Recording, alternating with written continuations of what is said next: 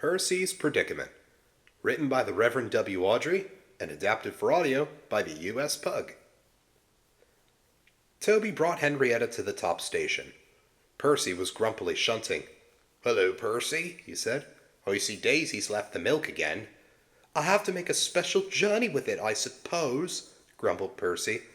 "Anyone would think I'd nothing to do." Toby pondered the problem. "Tell you what," he said at last. "I'll take the milk. You fetch my trucks." Their drivers and station master agreed, and both engines set off.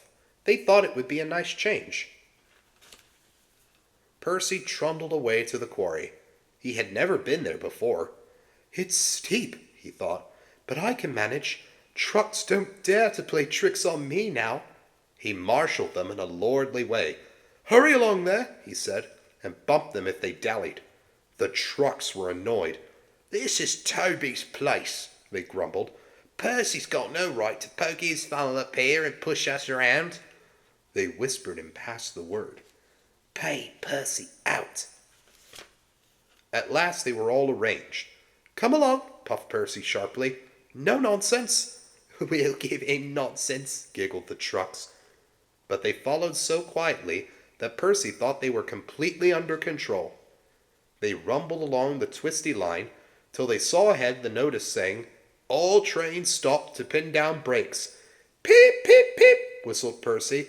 "Brakes, God, please." But before he could check them, the trucks surged forward. On, they cried. Percy, taken by surprise, could not stop them, and in a moment they were careering down the hill. "Help, help," whistled Percy. The man on duty at the street crossing rushed to warn the traffic with his red flag, but was too late to switch Percy to the runaway siding. A slow-moving cockerel lost his tail feathers as Percy thundered across, but Percy couldn't bother with him. He had other things to worry about. Frantically trying to grip the rails, Percy slid past the engine shed and into the yard. "Pip, pip! Look out!" he whistled. His driver and fireman jumped clear. Percy shut his eyes and waited for the end. At the end of the yard, there are sheds where workmen shape rough stone brought from the quarry. Then they load it into trucks, which are pulled to another siding out of the way. A train of these stood here when Percy came slithering down. The guard had left his van. He was talking to the station master. They heard frantic whistling and a splintering crash. They rushed from the office. The brake van was in smithereens. Percy, still whistling fit to burst, was perched on a couple of trucks, while his own trucks were piled up behind him. The next day, the fat controller arrived. Toby and Daisy had helped to remove most of the wreckage, but Percy still stood on his perch.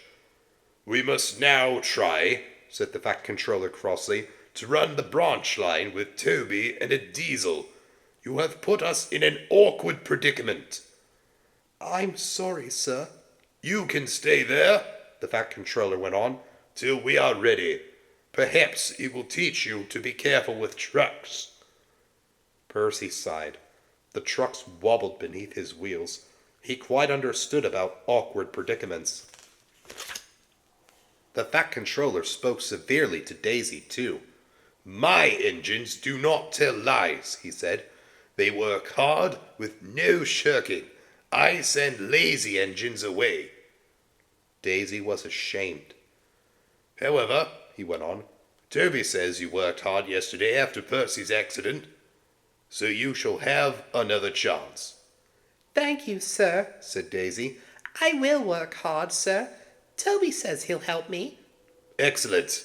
What Toby doesn't know about branch line problems," the fat controller chuckled, "such as, bulls, isn't worth knowing.